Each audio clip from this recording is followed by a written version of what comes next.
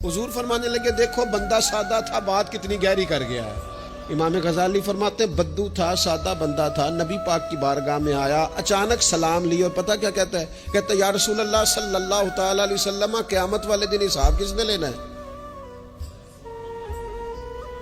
तो महबूब करीम ने नजर मुबारक उठाई और ज़ेरे लब हुजूर भी मुस्कुराए।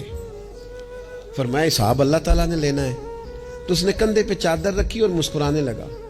तो हुजूर फरमाने लगे, तू क्यों मुस्कुरा रहा है? कहने लगे, या रसूलल्लाह फिर खैर है अगर अल्लाह ने लेना है तो महबूब फरमाने लगे, क्या माना? कहने लगे, महबूब करीम जब गालिब आता है ना तो फिर माफ ही करता है।